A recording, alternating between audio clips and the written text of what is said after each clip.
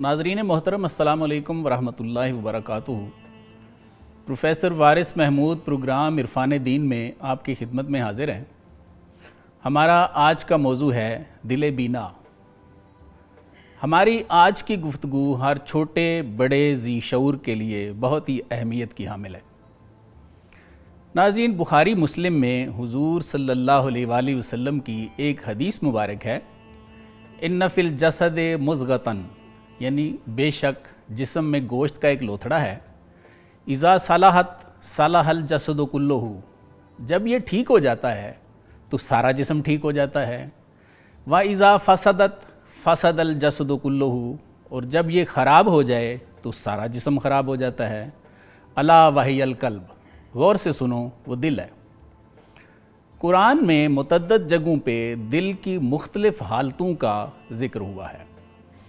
वक्त की कमी के बायस हम सब का ज़िक्र तो नहीं कर सकेंगे, अलबत्ता उनमें से कुछ का ज़िक्र ज़रूर करेंगे ताकि हमारे नाज़रीन को ये पता चल सके कि हाँ, कुरान भी इस चीज़ पर गवाह है कि हमारे दिलों में फ़साद आ जाता है, और अगर हम इसे ठीक ना करें तो हमारे लिए क्या क्या वईदें हैं। आइए कुरान से अपने अपने दिल तलाश करते हैं। नंबर 1 पे है ज़ंग आलूद दिल। सूरा मुतफ़्फ़िफ़ीन में है, कल्ला बल राना अला कुलूबिहिम बिमा कानू यक्सिबून, बल्कि उनके दिलों पे जंग चढ़ गया है उनके करतूतों की वजह से। नंबर 2 पे है मोहर लगे हुए दिल। सूरा यूनुस की आयत नंबर 74 कहती है, कज़ालिका नतबउ अला कुलूबिल मुअतदीन, इस तरह हम सरकशी करने वालों के दिलों पर मोहर लगा दिया करते हैं। नंबर 3 पे है अंधे दिल। सूरा हज बताती है, ला तामल अबसार वलाकिन तामल कुलूब, यानी कुछ की आंखें अंधी नहीं होती बल्कि उनके दिल अंधे हो जाते हैं। नंबर 4 है जी मुतकब्बिर कल्ब। सूरा अल मोमिन की आयत नंबर 76 है, उदखुलू अबवाब जहन्नम खालिदीन फ़ीहा फ़बिअस मस्वल मुतकब्बिरीन। अल्लाह मुतकब्बिर दिल वालों को फरमा रहे हैं कि जहन्नम के दरवाज़ों में दाखिल हो जाओ और हमेशा इधर ही रहो, और तुम्हारा क्या ही बुरा ठिकाना है। नंबर 5 पे हैं सख्त दिल। सूरा बकरा में है, सुम्मा कसत कुलूबुकुम मिन बादि ज़ालिका फ़हिया कल हिजारा औ अशद्दु कसवा इला आखिरही। अल्लाह ताला फरमा रहे हैं कि इसके बाद तुम्हारे दिल पत्थर जैसे बल्कि पत्थरों से भी सख्त हो गए। बाज़ पत्थरों से तो नहरें बहती हैं, बाज़ फट जाते हैं और बाज़ अल्लाह के ज़िक्र से गिर जाते हैं। तुम अल्लाह को अपने अमाल से गाफिल मत जानो। नंबर 6 है जी गुनाह आलूद कल्ब। सूरा बकरा कहती है, वला तक्तुमुश शहादा, यानी गवाही को मत छुपाओ। वमन यक्तुमहा फ़इन्नहु आसिमुन कल्बु, और जो गवाही को छुपाएगा उसका कल्ब गुनाहगार है। नंबर 7 पे कुरान में है कल्ब सलीम। सूरा शुअरा में है, यौम ला यनफ़उ मालुम वला बनून, यानी उस दिन ना माल काम आएगा ना बेटे काम आएंगे, इल्ला मन अतल्लाहु बिकल्बिन सलीम, मगर वो शख्स जो अल्लाह के हुजूर कल्ब सलीम लेके हाजिर होगा। नाजरीन, कल्ब की बिगड़ती सूरतों के बारे में जानने के लिए मेहमानों से गुफ्तगू का आगाज़ करते हैं। मेरे आज के पहले मेहमान हैं प्रोफेसर एजाज़ बशीर साहब, और मेरे दूसरे मेहमान हैं प्रोफेसर डॉक्टर अबू बकर सिद्दीक साहब। सर खुश आमदीद। प्रोफेसर साहब, ये इरशाद फरमाइए कि सूरा आले इमरान में हुजूर सल्लल्लाहु अलैहि वसल्लम के बारे में है, वयुज़क्कीहिम, कि आप लोगों के दिल पाक करते। अल्लाह। तो सर ये इरशाद फरमाइए कि अंधे दिल, टेढ़े दिल, पत्थरों से सख्त दिल, ये तो हमारे आज भी हैं। तो कल हुजूर सल्लल्लाहु अलैहि वसल्लम दिल पाक करते थे, तो अब हमारे दिल कौन पाक करेगा सर? औज़ुबिल्लाहि मिनश्शैतानिर्रजीम, बिस्मिल्लाहिर्रहमानिर्रहीम, अल्लाहुम्मा सल्लि अला सय्यिदिना मुहम्मद व अला आलि सय्यिदिना मौलाना मुहम्मद बारिक वसल्लम। प्रोफेसर साहब, सबसे पहले आपका बहुत बहुत शुक्रिया, और सना न्यूज़ की पूरी टीम का बहुत बहुत शुक्रिया। हमेशा की तरह एक लाजवाब आप मौजू लाए हैं कि दिल बीना। जो लोग आज हमें देख रहे हैं, हम सब जो हम बैठे हुए हैं, हम में से अगर हर आदमी अपना तज़किया नफ्स करना चाहे, देखना चाहे, अपने गिरबान में झांक के देखना चाहे, تو اس کو پتہ چل جائے گا کہ ہمارے دل کتنے روشن ہیں، ہمارے دل کتنے ٹیڑھے ہیں، ہمارے دل کس حد تک زنگ آلود ہیں۔ لیکن پیغمبر نبی کریم صلی اللہ علیہ وسلم نے آج سے 1400 سال پہلے جو نسخہ ہمیں بتایا تھا وہ نسخہ آج بھی موجود ہے، حدیث کی شکل میں موجود ہے۔ نبی پاک علیہ السلام نے قرآن کی شکل میں ہمیں بتا دیا۔ اللہ تبارک و تعالیٰ کی لاریب کتاب میں جہاں پہ اللہ تبارک و تعالیٰ نے اس انسانیت کی ہر بیماری کا علاج بتا دیا ہے، تو وہاں پہ ٹیڑھے دل، سخت دل اور زنگ آلود دل، ان کی جو میل اتارنے کا طریقہ بھی ہمیں بتا دیا۔ جس طرح کہ اللہ تبارک و تعالیٰ کی اس پاک قرآن مجید میں پہلی صورت میں اللہ تبارک و تعالیٰ ارشاد فرماتے ہیں کہ اہدنا الصراط المستقیم صراط الذین انعمت علیہم سبحان اللہ، غیر المغضوب علیہم الضالین آمین۔ جب صراط مستقیم بھی بات کرتے ہیں، لیکن صرف صراط مستقیم بھی بات نہیں ہو رہی کہ لیکن وہ صراط مستقیم اللہ تبارک تعالیٰ تو عطا فرماتے ہیں، لیکن ساتھ جو انعام یافتہ بندے ہیں ان کی بھی تعریف اللہ تبارک تعالیٰ فرماتے ہیں۔ بالکل صحیح، بالکل کہ جب ہم انعام یافتہ بندوں کی بات کرتے ہیں ان میں سب سے پہلے ان کی تفصیل جو ہے وہ سورہ نساء کی آیت نمبر 69 میں ہے۔ تو جب حضور صلی اللہ علیہ وسلم خود اس دنیا میں موجود تھے، صحابہ کرام کے درمیان موجود تھے، تو ان کے دل ٹھیک کیا کرتے تھے، ٹیڑھے دل بھی ٹھیک کرتے تھے، زنگالو دل بھی ٹھیک کرتے تھے۔ اور اس کے بعد اللہ تبارک تعالیٰ کے جو اولیاء ہیں، اللہ تبارک تعالیٰ کے جو نیک بندے ہیں، جو حضور صلی اللہ علیہ وسلم کے غلام ہیں، وہ جو رہتی دنیا تک انسانیت کا دل ٹھیک کرنے کے لیے موجود ہے۔ بالکل ٹھیک۔ اگر آج ہم بات کرتے ہیں آج کے اس دور کی، تو ہم اولیاء کرام کے مزارات پہ جاتے ہیں، وہاں پہ تجلیات کا نزول ہوتا ہے، وہاں پہ انسان کی نہ صرف دل بلکہ انسان کے جسم کی مرمت بھی ہو رہی ہوتی ہے، انسان کی روح کی مرمت ہو رہی ہوتی ہے۔ ہم دیکھنے میں تو ایک وہاں پہ خود بیٹھے رہتے ہیں، لیکن اصل جو بیمار ہمارا جسم نہیں ہوتا، اصل بیمار ہمارا روح ہوتا ہے۔ صحیح۔ کہتے ہیں کہ جب انسان کے دل میں اگر کوئی ایسی میل کچیل آ جائے، جب انسان کے دل میں کوئی تکلیف ہو، تو چاہے پورے کا پورا جسم اگر ہمارا صحت و توانائی کیوں نہ ہو، صحت مند توانائی کیوں نہ ہو، لیکن اس کے باوجود انسان کا جسم بالکل لاغر ہو جاتا ہے۔ آخر کیونکہ تکلیف کہاں پہ آپ کے دل میں ہے؟ اور اگر یہاں پہ سوال یہ پیدا ہوتا ہے پروفیسر صاحب کی دل میں تکلیف کیوں ہے؟ دل میں تکلیف اس لیے ہوتی ہے کہ انسان کی روح کو تکلیف ہے۔ سبحان اللہ۔ جب انسان کی روح کو تکلیف ہوتی ہے، انسان کے دل کو تکلیف ہوتی ہے۔ علامہ اقبال رحمۃ اللہ علیہ جہاں پہ نبوت کا ذکر فرماتے ہیں اور فرماتے ہیں کہ پختہ سازد فطرت ہر خامرہ، کہ آپ صلی اللہ علیہ وسلم ہر خام کی فطرت کو پختہ بنا دیتے ہیں۔ بے شک۔ پختہ سازد فطرت ہر خامرہ از حرم بیرون کنا دسنام، اور بندے کے دل کے حرم میں جتنے صنم ہیں وہ سارے آپ نکال کے باہر فرماتے ہیں۔ آگے فرماتے من نمی دانم چیفسومی کند، کہ مجھے تو سمجھ ہی نہیں آتی کہ کرتے کیا ہیں، روح را در تن دیگر گومی کند۔ حضور صلی اللہ علیہ وسلم تو روح کو دیگر گوں کر دیتے ہیں، اس کو بدل کے رکھ دیتے ہیں۔ تو پیغمبر جو ہیں ان میں بھی علم نشرح لک صدرک کا نور ہے، ایسے ہی ہے۔ بے شک ہے۔ تو ان تین گروہوں کو آگے جن کا ذکر سورہ نساء کی آیت نمبر 69 میں ہے، انعم اللہ علیہم من النبیین والصدیقین والشہداء والصالحین وحسن اولئک رفیقا۔ اللہ تو فرما رہے ہیں کہ میں نے 4 لوگوں کو نعمت دی ہے اور یہ تمہارے بہترین دوست ہیں۔ بے شک۔ تو اس میں کوئی شک بنتا ہے کہ بندہ سمجھے کہ جی جو اگلے 3 گروہ ہیں، پہلا گروہ تو تزکیہ دل کرتا تھا، کوئی اگلے نہیں کرتے، کیا فرماتے ہیں سر؟ دیکھیں اس میں 2-3 چیزیں ہیں کہ آج کے اس دور کی جب ہم لوگ بات کرتے ہیں کہ کچھ لوگوں کے دل تو اس انداز کے زنگ آلود ہیں، ان کے سمجھ تک نہیں آتی۔ بالکل تو جو کچھ وہ کہہ رہے ہیں کیا وہ صحیح معنوں میں اپنی زبان سے لفظ ادا کریں، وہ صحیح معنوں میں کہہ بھی رہے ہیں یا نہیں کہہ رہے ہیں، ان کو خود اپنی حالت ظاہر کا بھی اثر نہیں ہوتا، نہ ان کو پتہ ہوتا ہے۔ اللہ نے تو قرآن میں فرمایا فَمَن يُرِدِ اللَّهُ، اللہ جسے چاہتا ہے ان یہدیہ کہ اسے ہدایت دے، یشرح صدرہ للاسلام، تو اس کی شرح صدر کرتے ہیں، مسلمان ہوتا ہے پھر اس کی شرح صدر کرتے ہیں۔ پھر خود ہی فرمایا سورہ زمر میں افمن شرح اللہ صدرہ للاسلام فہو علی نور من ربہ، کہ جس کی ہم شرح صدر فرماتے ہیں وہ ہماری طرف سے صاحب نور ہو جاتا ہے۔ حضور صلی اللہ علیہ وآلہ وسلم نے بھی فرمایا اتقوا فراست المومن ینظر بنور اللہ، کہ مومن کی فراست سے ڈرنا، وہ تو اللہ کے نور سے دیکھتا ہے۔ بے شک۔ تو موٹی سی بات جو سمجھ آتی ہے وہ یہ ہے کہ جس کا دل دیکھتا ہے اس کا دل ٹھیک ہے، اور جس کا دیکھتا نہیں ہے یا اس کا ٹیڑھا ہے یا اس کا غافل ہے یا اس کا دل اندھا ہے یا پتھروں سے بھی زیادہ سخت ہے، تو کسی کے پاس جائے گا تو پتہ چلے گا۔ لیکن جب ہم جانے کی بات کرتے ہیں آپ کے اس دور میں، کچھ ایسے بھی یہاں پہ نام نہاد قسم کے اسکالرز ہیں جو ہمارے جو اسلاف ہیں ان کے کیچڑ اچھالتے ہیں۔ ارے ان کو یہ نہیں پتا کہ جب ان کا خود سے دل اگر وہاں پہ زنگ آلود ہے, دل ٹیڑھا ہے, تو ان ہستیوں کی بات کرتے ہیں, کس منہ سے بات کرتے ہیں کہ جن ہستیوں کو رب کریم نے اتنی انوارات, اتنی تجلیات کا اس وقت نزول کیا, اور آج دیکھتے ہیں کہ ان کے دربار میں لاکھوں نے کے کروڑوں کے اعتبار سے لوگ وہاں پہ جاتے ہیں, حاضریاں دیتے ہیں, اور ان کے دل وہاں پہ مرمت ہوتے ہیں.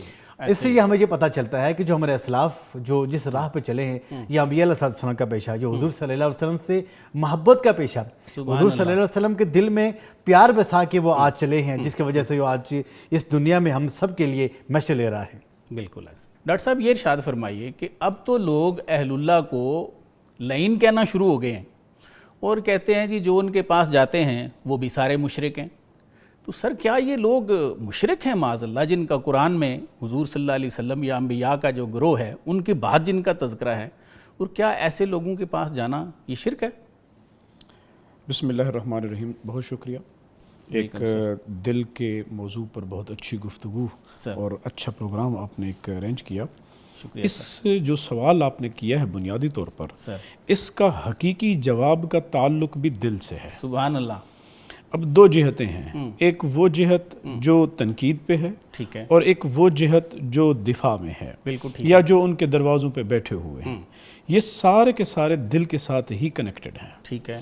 میں یہاں پر اسی دل کی بات کو ہی جوڑتے ہوئے پھر سوال کے جواب کی طرف چلتا ہوں.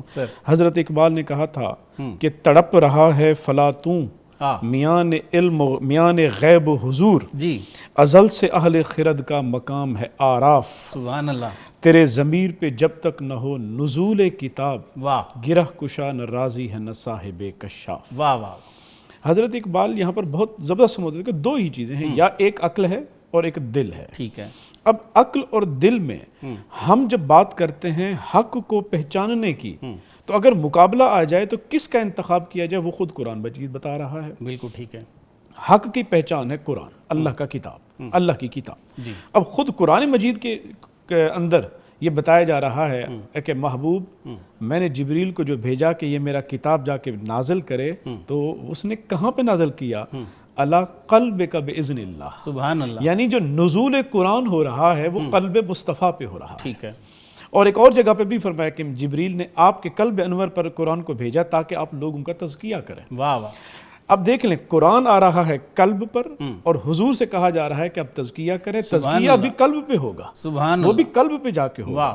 اب جب وہ آیت کریمہ جس کا تذکرہ آپ نے کیا کہ من النبیین و صدیقین و شہداء و صالحین, یہ جو چار طبقات ہیں, بنیادی طور پر آپ دیکھیں کہ نبیین انبیاء کو پہلے مقام پہ رکھا, اور باقی جو تینوں مقامات ہیں وہ تینوں کے تینوں اس نبوت کے فیض کے نیچے آتے ہیں. سبحان اللہ. وہ تینوں امتی ہیں, تینوں کے تینوں امتی ہیں, ہم تینوں اسی فیض سے آتے ہیں. بالکل ٹھیک ہے. اب یہ جو دل ہے, اس دل کے بارے میں کیا کہا گیا؟ دل کے بارے میں کہا گیا یہ اللہ کا گھر ہے. اللہ تعالیٰ کیا فرماتا ہے کہ میں زمین و آسمان میں کہیں نہیں سماتا, میں بندہ مومن کے دل میں سماتا. سبحان اللہ. سبحان اللہ. حضرت موسیٰ علیہ السلام نے عرض کی کہ مالک تجھے کہاں تلاش کروں؟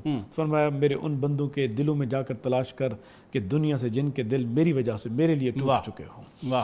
تو اس کا مطلب ہوا کہ یہ جو اللہ کے بندے ہیں, صدیقین, نبیین, صدیقین, شہداء اور صالحین, سر اس میں یہ تو دوسری رائے تو ہے ہی نہیں کہ قلب میں ہی اللہ کا نور بھی آتا ہے, شرح صدر بھی اسی کی ہوتی ہے. ٹھیک ہو گیا. بیسک سوال سر یہ ہے کہ اب لوگ کہنا شروع ہو گئے ہیں کہ جی بندوں کے پاس نہیں جانا چاہیے, یہ جتنے جانے والے ہیں یہ بھی مشرک ہیں, اور معاذ اللہ جو بیٹھے ہیں وہ بھی شرک کروا رہے ہیں. کیا فرماتے ہیں سر؟ وہ جو اہل اللہ ہیں, اب سوال یہ ہے کہ کیا ان کے پاس جو جا رہے ہیں, ان کے دروازوں پہ جو پہنچ رہے ہیں, وہ کس کے دروازے پہ جا رہے ہیں؟ یا تو اب شرک ہے کیا؟ سبحان اللہ. شرک یہ ہے کہ بھی غیر اللہ سے وہ چیز مانگنا کہ جو آپ یہ کہتے ہیں کہ یہ حقیقی طور پر طاقت اور سب کچھ اللہ کی ہے, صفات, ذات, اور آپ اسی میں کسی اور کو شریک مان لیں. بالکل ٹھیک ہے. جب بندہ مومن کہہ دیتا ہے لا الہ الا اللہ محمد الرسول اللہ, اس کا تو ایمان آ گیا. اب وہ پہنچا ہے حضور داتا علی حجویری کے پاس, ٹھیک ہے, وہ پہنچا ہے حضرت سیدنا غوث اعظم جن کی شرح صدر ہوئی ہے, جہاں پہ جن کے سینوں میں اللہ کا نور ہے, صراط الذین انعمت علیہم, وہ ان لوگوں کے پاس پہنچا ہوا ہے. تو وہ کیوں پہنچا ہوا ہے؟ وہ کہتا ہے یہ تو وہی لوگ ہیں جن کا در مجھے خود رب نے دکھایا ہے. سبحان اللہ, اسی نور کے لیے جاتا ہے. الا ان اولیاء اللہ لا خوف علیہم ولا هم یحزنون. وہ گئے کیوں ہیں؟ وہ گئے ہوئے ہیں دل کے مرض کو ٹھیک کرانے کے لیے. سبحان اللہ, کہ جناب ہم دنیا جہاں کے مارے ہوئے ہیں, تمام طبیبوں اور حکیموں کے پاس گئے ہیں, ہمارے دل کے مرض کا علاج نہیں ہوا, اس لیے کہ خرد کے پاس خبر کے سوا کچھ اور نہیں, تیرا علاج نظر کے سوا کچھ اور نہیں. ہم اہل دل کے پاس آئے ہیں, بزرگوں کے پاس آئے ہیں, اور آئے بھی کس لیے ہیں؟ اس لیے آئے ہیں کہ وابتغوا الیہ الوسیلہ, کہ اللہ کی طرف وسیلہ تلاش کرو. تو پھر اللہ کی طرف جو وسیلہ ہے اس کے سب سے پیارے جو ہیں. ایک ذہنی سا سوال میرے ذہن میں آیا, یہ ارشاد فرمائیے کہ کیا یہ لوگ جتنے مبلغین ہیں کیا ان کی اپنی شرح صدر ہوئی ہوئی ہے؟ دیکھیں جہاں تک اس میں دو طرح کے لوگ ہیں, وہ بھی ہیں جن کی شرح صدر ہے, وہ بھی کیونکہ قافلہ ہے. اب قافلے میں ہر طرح طرح کے لوگ بھی پہنچے ہوئے ہیں. کسی کوئی ہیں جو بہروپی ہیں, بہروپ دھار رکھا ہے, کچھ ہیں جو حق والے ہیں. آپ سمجھتے ہیں کہ کسی کی شرح صدر ہوئی ہو اور وہ لوگوں کو منع کرے کہ فلاں جس کی شرح صدر ہے اس کے پاس نہ جانا, ایسا ممکن ہے؟ اہل اللہ کا یہ کمال ہوتا ہے. میں نارملی مجھ سے طالب علم پوچھتے ہیں کہ جناب آج فتنوں کا زمانہ ہے تو ہمیں بتائیں کہ ہم کس کو سنیں اور کس کو نہ سنیں. تو میں کہتا ہوں کہ اللہ تعالیٰ نے یہ جو دل دیا ہے نا, یہ سب سے بڑا ٹول ہے. آپ جب کسی کو سنیں اور سننے کے بعد اپنی طبیعت پہ اثر دیکھیں, اگر تو طبیعت میں یہ اثر پیدا ہوا کہ فلاں گندہ ہے, فلاں گندہ ہے, فلاں گندہ ہے, میری ذات ٹھیک ہے, تو پھر سمجھ لینا آپ نے کسی فتنے کے ساتھ بیٹھے تھے. صحیح. اور اگر آپ کا دل یہ کہنا شروع کر دے کہ مجھے اپنی ذات پہ توجہ کرنی چاہیے, اللہ کے سارے بندے ٹھیک ہیں, مجھے اپنی ذات پہ توجہ دینی ہے, تو سمجھ جائیے گا آپ کسی اہل اللہ کے پاس. ڈاکٹر صاحب وہ جو قرآن نے جو دیا ہے نا, ہمیں سٹینڈرڈ دیا ہے, وہ ہیں 4 لوگ, ایسے ہی ہے؟ اس پہ میرے خیال ہے کوئی دوسری رائے نہیں ہے. انعم اللہ علیہم من النبیین والصدیقین والشہداء والصالحین. تو ہر بندہ جو تبلیغ کر رہا ہے کیا وہ ان 4 میں سے ہے؟ اب یہ گارنٹی میں تو دے نہیں سکتا, ٹھیک ہے, لیکن اتنا ضرور کہہ سکتا ہوں کہ اہل حق ہر زمانے میں موجود رہتے ہیں. ہاں, ان اصل مبلغ تو وہی ہیں جن کا اللہ کہہ رہا ہے کہ ان کے پاس جاؤ, ان کے پاس بیٹھو, ان کی بات سنو. مولانا روم ایک کلام فرماتے ہیں, آپ فرماتے ہیں کہ جو اندھا ہے نا اس کو امام نہیں بنانا چاہیے, اس کی امامت مکروہ ہے, اس لیے کہ وہ دیکھ نہیں سکتا, ہو سکتا ہے اس کا وضو ٹھیک نہ ہو, اس کا استنجا ٹھیک نہ ہو, دیکھ جو نہیں سکتا. تو فرمایا اندھے کی امامت مکروہ ہے. تو ایک سوال وہ لوگوں سے پوچھتے ہیں, ہم بھی مولانا کا سوال اپنی زبان سے آپ سے پوچھ لیتے ہیں. آپ فرماتے ہیں کہ کیا جو دل کا اندھا ہو اس کو اپنا امام بنا لینا چاہیے؟ سر امام تو ہوگا ہی وہی جس کا دل بینا ہو, جو قلب سلیم رکھتا ہو, وہی 4 امام ہیں, وہی 4 لوگ ہیں. تو آپ کو تو پھر اب اس کے لیے ہمارے پاس کسوٹی کیا ہے؟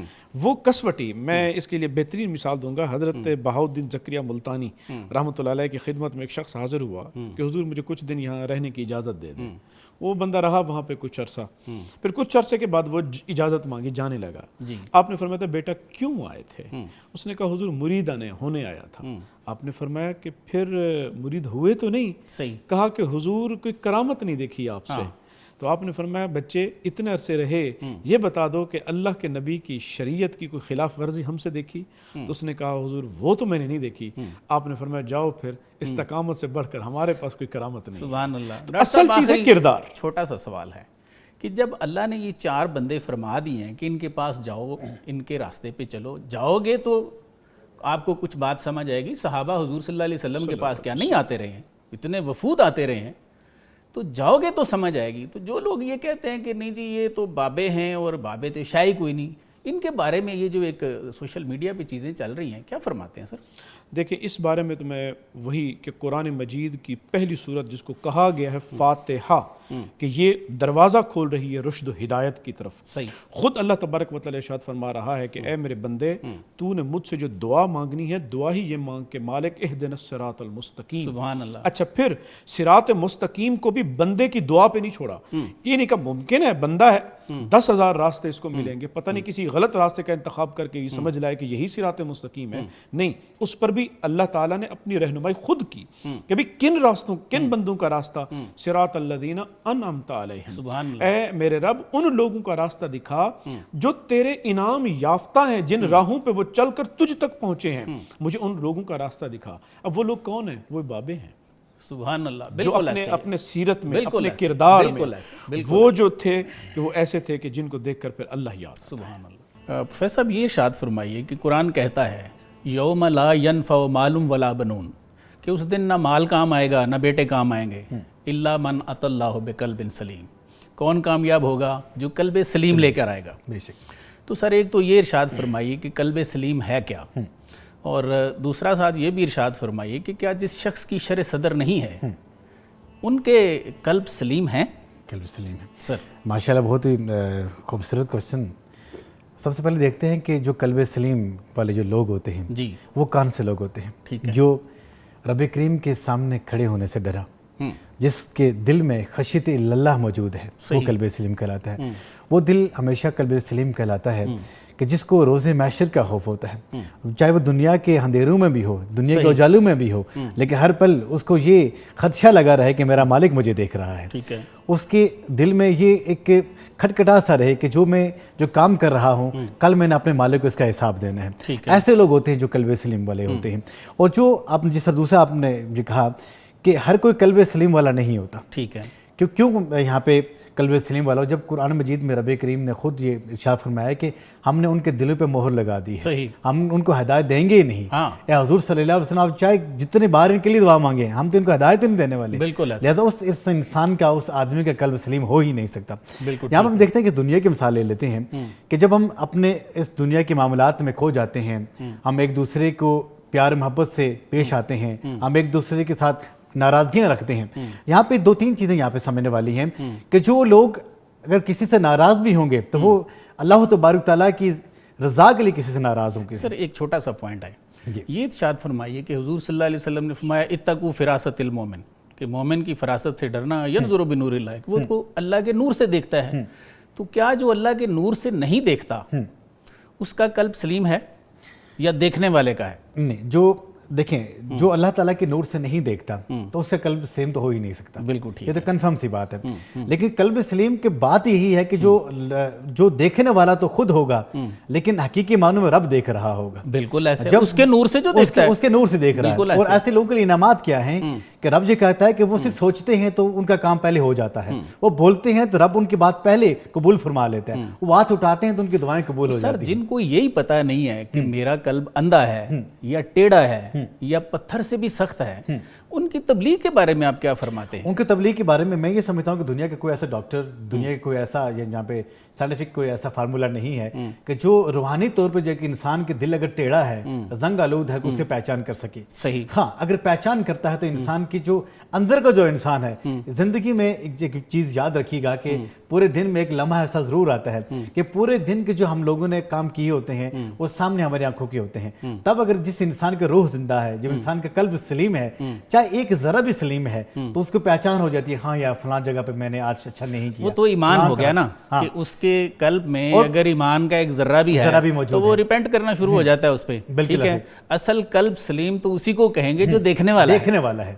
لیکن ہر وہ دل جو نظر وہ قلب سلیم والی ہو ہی نہیں سکتی جس کو رب کی مرضی اور منشا کے مخالف جا رہا ہوتا ہے. سر جس کا قلب دیکھتا نہیں ہے اس کو اپنے قلب کا پتہ بھی نہیں ہے، تو وہ اگر لوگوں کو یہ فتوے دے کہ جی جو میں کہہ رہا ہوں یہ صحیح ہے، باقی جو ہیں وہ تو معاذ اللہ کافر ہیں، تو ایسے لوگوں کے بارے میں آپ کیا فرماتے ہیں؟ ایسے لوگوں کے لیے میں یہ کہوں گا کہ ان کے لیے ہم سے دعائیں کر سکتے ہیں ان کی ہدایت کے لیے. اور دوسری بات یہ ہے کہ خود وہ لوگ ٹیڑھے دل والے ہوتے ہیں، زنگ آلود دل والے ہوتے ہیں، جو جیسا ہوتا ہے اس کا اگلا بھی ویسا ہی دکھائی دے رہا ہوتا ہے. اب اس میں دیکھنے والوں کا، اس کے ماننے والوں کا قصور نہیں ہوتا بلکہ اس اپنا قصور ہوتا ہے کہ جو اس مینس کہ اپنی اس گھٹائی کے وہ ڈٹا ہوا ہے، وہ اپنے آپ کو یہ سوچتا ہے کہ بھائی یہ اپنی ذات پہ کتنا بڑا ظلم ہے. ہاں بالکل ظلم. مجھے ایک چیز کا پتہ نہیں ہے تو میں اس پہ ایک فتویٰ دے دوں یا لوگوں کو بھی عرض کروں اس پہ کہ یہ ٹھیک ہے یہ غلط ہے، حالانکہ اس کو خود بھی پتہ نہیں ہے.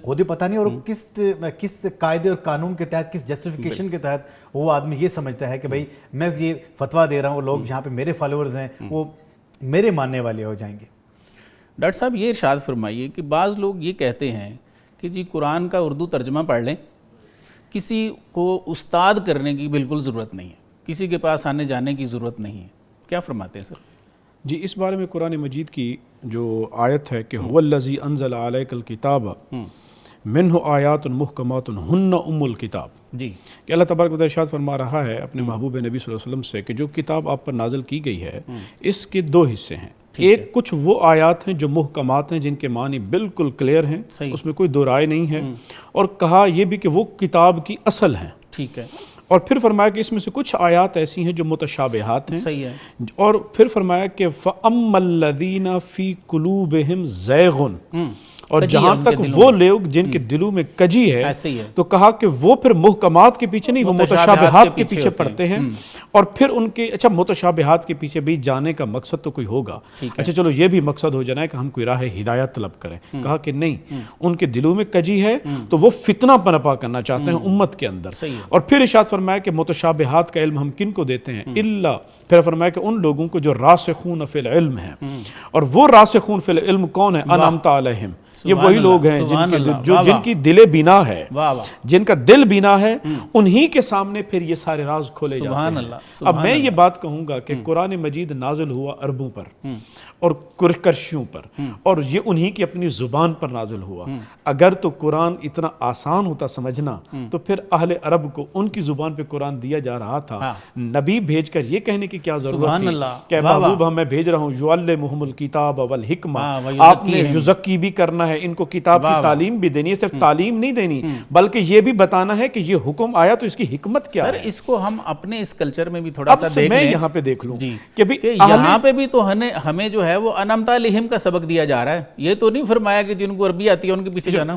اب دیکھ لیں کہ بھئی جن لوگوں کی زبان میں آیا ان کو بھی نہیں چھوڑا کہ بھی تم اپنے بل بوتے پہ سمجھ لینا، تو جو ہم اہل عجم ہیں تو ہم آج صرف ترجموں کی بنیاد پہ یہ کہہ لیں کہ ہمیں کسی عالم کی ضرورت نہیں، کسی بابے کی ضرورت نہیں، کسی کی ضرورت نہیں۔ سر قرآن کہتا ہے نا الم تر الی الذین یزکون انفسہم، کہ اے محبوب آپ نے دیکھے ہیں وہ لوگ جو اپنی پاکیزگیوں کے دعوے خود ہی کیے پھرتے ہیں، بل اللہ یزکی من یشاء، پاک تو وہ ہوتا ہے جسے اللہ کرتے ہیں۔ اللہ بالکل بالکل کیا فرماتے ہیں سر؟ تو کیا ترجمہ پڑھنے سے بندے کا دل پاک ہو جاتا ہے؟ حدیث قدسی، اللہ نے تو کیا نہیں، حدیث قدسی ہے، اللہ تعالیٰ ارشاد فرماتا ہے کہ بندوں کے دل میرے دو دست قدرت کی انگلیوں میں ہیں، میں جنہیں چاہوں ادھر موڑ دوں اور جنہیں چاہوں ادھر موڑ دوں، تو بس یہ اس کی عطا ہے کہ جسے میں یشاء، جس کو وہ چاہتا ہے اسی کو شرع صدر ملتا ہے، جس کو وہ پھیرتا ہے اس کا دل اس کو پاک کرتا ہے، کیا اس کو خبر نہیں ہوتی کہ اللہ نے مجھے پاک کر دیا ہے؟ بالکل ہوتی ہے۔ اور پھر وہ کیا حضور صلی اللہ علیہ وسلم کو اپنے بارے میں کوئی شک تھا کہ میں نبی نہیں ہوں، میرا اللہ نے شرع صدر نہیں کیا؟ ان کو تو پتہ ہوتا ہے۔ تو جب آپ کے ساتھ یہ معاملہ نہیں ہوا تو میرا خیال ہے ایسے لوگوں کو پھر یہ تبلیغ سے تھوڑا سا نا ہاتھ ہلکا رکھنا چاہیے، اور جن پر جب یہ انعامات و لطف و عنایات اور کرم پہنچتے ہیں نا، ان کا فہم اتنا کمال کا ہوتا ہے، فوراً وہ رکعوں و سجدہ، فوراً سجدے میں گر جاتا ہے کہ مالک یہ تو تیری لطف و عنایت ہے۔ حضرت یوسف علیہ السلام جب وہ اس مقام امتحان سے خلاصی ملتی ہے تو کیا کہتے ہیں، اے میرے رب اگر تیری رحمت اور لطف و عنایت نہ ہوتی تو پھر میں تو ہلاک ہو گیا۔ بالکل ایسے، بالکل ایسے۔ پروفیسر صاحب یہ ارشاد فرمائیے، سورہ حج میں ہے لا تعمل الابصار ولکن تعمل القلوب، آنکھیں اندھی نہیں ہوتی، بعض کے دل اندھے ہو جاتے ہیں۔ تو سر یہ ارشاد فرمائیے کہ سب کے تو اندھے بھی نہیں ہیں، سب کے بیدار بھی نہیں ہیں، یہ جو قلب بیدار ہے اس کی کیا علامات ہیں؟ قلب بیدار کی علامات میں جب ہم دیکھتے ہیں، جب انسان کے اوپر یہ چیز عیاں ہوتی ہے تو اس کو اپنی جو منزل ہوتی ہے وہ رب کریم کی بہت قریب دکھائی دے رہی ہوتی ہے۔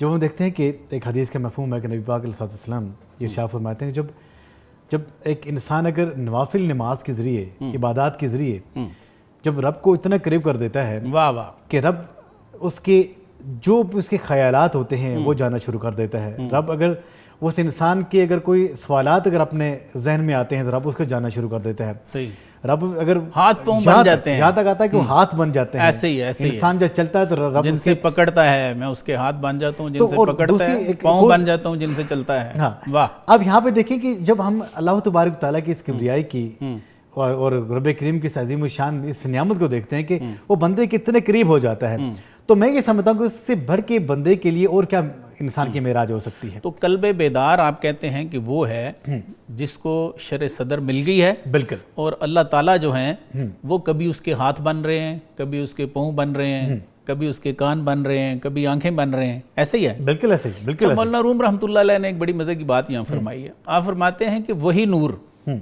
جو شرع صدر کا نور ہے، آپ فرماتے ہیں کہ کبھی وہی کان بن جاتا ہے، وہی باطنی آنکھ بنتا ہے. تو آپ نے فرمایا اسی نور سے دیکھتے ہیں جب وہ آنکھ بنتا ہے, بے شک, اور اسی کان سے وہ سنتا ہے, وہ وہی نور ہوتا ہے, یہ شکل اختیار کر لیتا ہے. بے شک. تو پھر ایک سوال بھی پوچھتے ہیں لوگوں سے, آپ فرماتے ہیں کہ بھائی نہ ماننے والوں یہ بتاؤ کہ جو اللہ کے نور سے دیکھے اس کی حد کیا ہے, جو اللہ کے نور سے سنے اس کی یار تم بتا دو وہ کتنا سنتا ہے. بے شک, بے شک. دیکھیں کہ یہاں پہ ایک حدیث کا ایک اور میں مفہوم آپ کے سامنے رکھوں گا.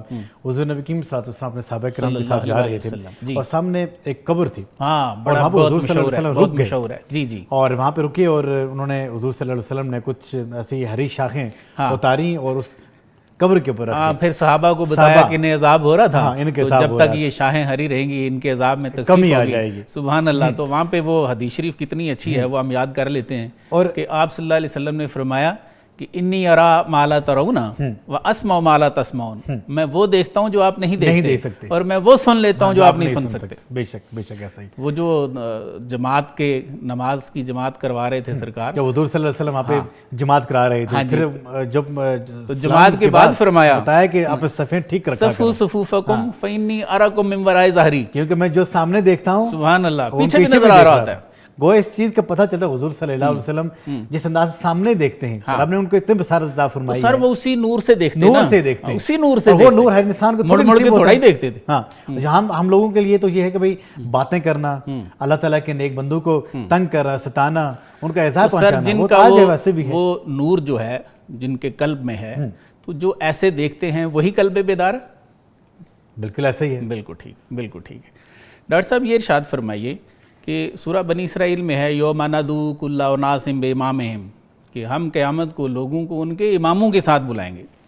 تو سر یہ ارشاد فرمائیے کہ یہ جو دل بینا والے ہیں جن کو نور شرع صدر مل چکا ہے, کیا یہی اصل امام ہیں؟ بالکل یہی لوگ ہی ہیں جن کے بارے میں کہا گیا کہ انعمت علیہم. سبحان اللہ. تو ایک اور جس طرح کہا گیا کہ اذ ابتلی ابراہیم ربہ بکلمات فاتمہن, جب اللہ تعالیٰ نے ابراہیم علیہ السلام کو چند کلمات سے آزمایا اور انہوں نے اسے پورا کر دیا, قال انی جاعلک للناس اماما, تو اللہ نے فرمایا کہ میں تجھے دنیا کا امام بناؤں گا, اور پھر امام بنایا. اس سے تو سر یہ سمجھ آتی ہے کہ جو انبیاء ہیں یہ امام ہیں. بلکہ اس سے اگلی آیت جو ہے قال ومن ذریتی, انہوں نے فوراً کہا کہ مالک میری اولاد کو بھی بنانا. تو اللہ تعالیٰ نے فرمایا قالا لا ینال عہد الظالمین, جو ظالم ہوں گے ان کو نہیں بناؤں گا.